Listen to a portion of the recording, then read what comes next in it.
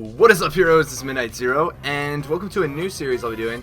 If you've been watching my Pokemon Showdown live battles at all, you'll know that I'm in what's called a UCL, or a United Championship League, for Pokemon with some friends. And essentially what that is a league in which you draft 3 Pokemon from all the competitive tiers. So I've got 3 Pokemon from OU, UU, RU, NU, and PU, which you can see in this note file on the left side over here.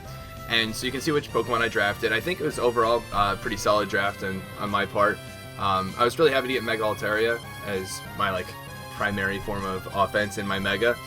But regardless, each week I'm going to be battling against someone new, and there'll be 16 battles in total, and then playoffs and such. And everyone else did this draft as well. And I know their team going into the battle, which makes things interesting, because I can tailor towards which Pokemon they could potentially bring. And I'll be uploading these battles to YouTube, and what really helps, or I think it makes the battles more enjoyable to watch, is seeing the team building process that goes into it. So for each week, I'm going to be making a video about the team that I made and why I have the Pokemon I have, and you guys can see it here. This will also be done on Showdown, so yeah, let's get into the team. So I guess I should first of all say that I'm coach of the Chicago Muse, and it's 110% inspired by Love Live. And so easily the most powerful Pokemon on my team, had to bring it, was Mega Altaria. Looking at his team, Mega Latias, even Tentacruel, Shaman, Uxie, Slowking, Meloetta, there isn't really much that can take on Mega Altaria. Really, Excadrill and Talonflame are the biggest threats on his team that I'm really kind of worried about when it comes to Mega Altaria. So I made Mega Altaria, and its ability is going to be Natural Cure, so that if it gets paralyzed or something like that, or if I want to abstain from Mega Evolving so that I don't take a super effective Iron Head, I can still Dragon Dance up like that. And, if there's any, paralysis or burns, I can just switch out and get rid of it, which is really nice. As far as the moves go, I've got Roost for healing up as I'm setting up, because Altaria is still kind of weak to rocks and can take some damage while setting up. And I was really going for a physically offensive set, running Return and Earthquake and Dragon Dance. After one Dragon Dance, I noticed his team is really slow, so yeah, after one Dragon Dance, I outspeed, max speed, non-choice Scarf, Excadrill, and every other member on his team.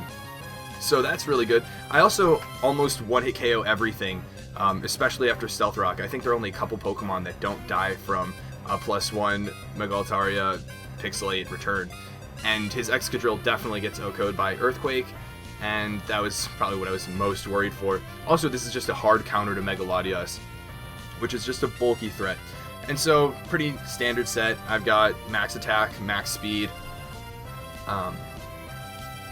and a little bit of defense.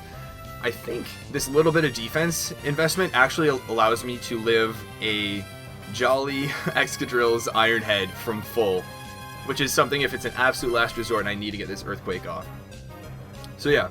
Now, the rest of the team is pretty much built around supporting Mega Altaria, because once I get to +1, and if I get to +2, as long as Talonflame is gone, I sweep his team, without a doubt. So I really need to support Mega Altaria. So the first thing was, what am I going to do about Talonflame? And that's why we have Tojo Nozomi. I should mention Altaria was Ellie for Love Live. And so Rhydon. This thing is a bulky monster. It's rock ground type, so quadruple resists Brave Bird and Flare Blitz, and it's got a monstrous attack stat, super high defense, and plus a Violite. It takes, I think, maybe 12 to 15% from a choice banded Brave Bird.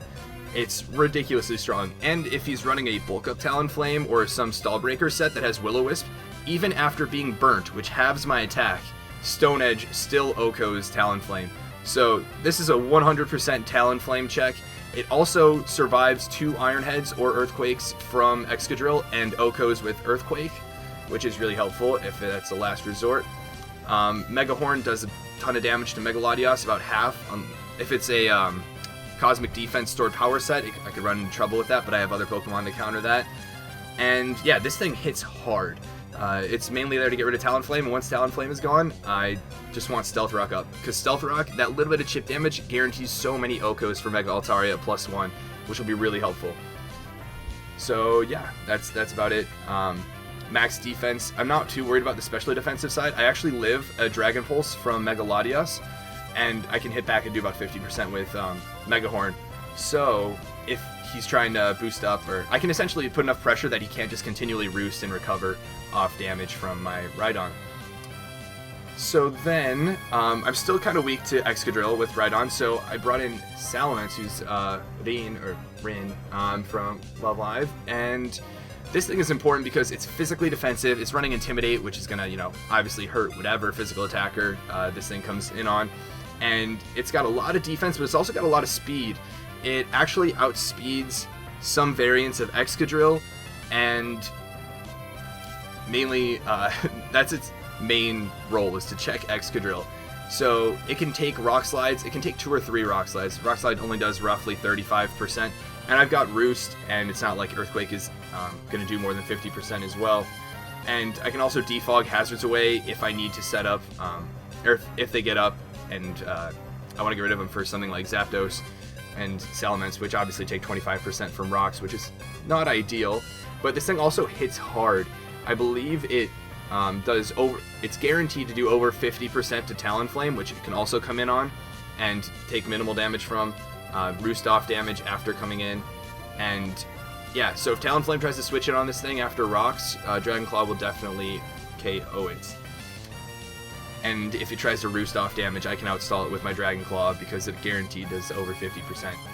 And yeah, so that's that's its main roam. Let's see what else. Then we got Heatran. So I noticed I've got, 2 physically defensive walls that are meant to take on Excadrill and Talonflame together. And so I was thinking I needed some more specially bulky mons and something that could also hit back with some special attacks, because the previous 3 Pokemon were all physical attackers. So I figured something that can resist the fairy types, the grass types he's got, the psychic types, and the dragon types. So Heatran was a natural pick. It's super specially bulky, and because he has a ton of special attackers on his team and a lot of kind of specially bulky Pokemon, I wanted to bring the Magma Storm Toxic set.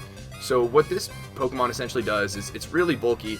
It's fast enough to outrun some variants of Excadrill, which is really nice, and it also outspeeds Tentacruel and beats it one-on-one. So Tentacruel's Scald, I think, does 40 to 50%, and my Earth Power does over 50%, and because I outspeed after Black Sludge recovery and after my Leftovers recovery, I'll be able to take that thing out one-on-one, which is really nice because he doesn't have any defoggers, or any viable defoggers at least. He's got 2 spinners, Excadrill and Tentacruel, and I think if he brings Choice Scarf Excadrill, he might have Rapid Spin on that, but he's probably going to bring Tentacruel because of he can water spam my team pretty well, and he doesn't want to use up a slot for Excadrill. So if he's Choice Scarf, I don't know what he's going to be running, but I don't think... but if he runs Spin on Tentacruel, he's probably SD Excadrill, which is scary, but I outspeed, so not too worried about that. Now, so that's why it runs Earth Power. It can hit Tentacruel hard. Magma Storm, what it does, it's not going to do a ton of damage, but each turn it'll do 12% damage, and it keeps the opponent from switching out. So I can bring this in on Mega Latias and pretty much beat it one-on-one, or at least force it to stall out a lot of its recovers. I can go for Magma Storm, and then Toxic, and then Taunt, and that'll prevent it from healing up HP. And even if Heatran dies in the process, I can bring something in that can hit hard or force a switch and set up with my Mega Altaria. So that's going to be really helpful. And then another special mon, something with a bit more offensive pressure, but also still really specially bulky. We got Zapdos. I also wanted to increase the number of ground resistances or ground immunities I had. This could also help play a role, especially if he brings Excadrill in as Choice Scarf Excadrill, because this runs Heat Wave. So Heat Wave is going to do a ton of damage to Excadrill. It does a ton of damage to Shaman, and Thunderbolt to scare out Slowking if he decides to bring that. Roost and Toxic, just in case I, want to Toxic something, and his Mega Latias. Mega Latias typically runs Thunderbolt, maybe Earthquake, and depending on which one he brings, either Zapdos or Heatran can Toxic that thing and build up some passive damage. And all this passive damage, again, is helping to set up for a Mega Altaria sweep, which will be really helpful. And then my last mon, I wasn't really sure what to do because I was still lacking some specially offensive presence. But in the end, it doesn't really matter too much because he's got a lot of specially bulky Pokemon anyways. And so what I ended up bringing was Yazawaniko, which is my Jirachi. It's a typical Choice Scarf Jirachi. In reality, this thing can make anything happen. As far as priority goes, he's got potentially Fake Out with Hariyama, or Sucker Punch with Skuntank, and then obviously Brave Bird with Talonflame. But beyond that, he doesn't have much, and Jirachi can do all those things pretty well. And if he brings Skuntank, I have so many other Pokemon on my team that can get rid of that, so I'm not too worried about it. Jirachi can make anything possible because of flinch chances of course, so I want to have that backup, but more importantly, I want to be able to give switch advantage, because a lot of my team relies on getting Stealth Rock up, or roosting up or after coming in on rocks, or bringing Mega Altaria and scaring something out and going for a Dragon Dance and then sweeping. So that switch priority is going to be really helpful. I have both Iron Head and Heart Stamp. Heart Stamp is a base 60 Psychic move, and Iron Head is base 80 Steel move. And the thing is, a lot of his team resists Iron Head. So whether it's Excadrill or Slowking or Hariyama, Tentacruel isn't going to take as much. So I figured, rather than having a resisted Iron Head, I'll just bring Heart Stamp, which has the same flinch chance, but it's a Psychic type move, so it's not going to be resisted by as much of his team, and that way I won't need as many flinches to get through some Pokemon if necessary. And then lastly, Healing Wish. Just in case one of my Pokemon gets really worn down, but I still need to keep it around, I can, as a last resort, bring in my Jirachi and Healing Wish it back up to full. If Mega Altaria gets paralyzed or burned, which would be rough, I can bring this back, and I can also sacrifice Jirachi to get it to bring Mega Altaria in on a Pokemon that doesn't want to be in on it, and instead of a Dragon Dance, which would be really nice. And one Pokemon I expect to be able to do that on is Megalodios, though they sometimes run Thunder Wave, so I do need to be careful about that. And I do know that the team I'm going up against, the Virginia Volcaronas, the coach does know what he's doing, so it should be a good battle. And if you want to help out with team testing or whatnot, I didn't really have anyone else to help test these teams. I played a little bit in OU, and I've done some calculations to, fine-tune the EVs, the HP, speed, etc., so that I can outspeed a lot of common threats. This Jirachi outspeeds everything on his team except for Choice Scarf Excadrill, or close to max speed, Choice Scarf Excadrill. If he goes with the typical Smogon set, I outspeed him too, which is really nice. But yeah, if you want to help out with testing, I was just looking for people to, use my opponent's team, try and come up with a team to counter mine, and then practicing, of course, and that helps, perfect teams. Or if you just want to even suggest sets and everything, discuss things on Skype, that's always helpful. But yeah, that should be it. And look forward to the battle. But until then, this has been Midnight Zero, and this mission is complete.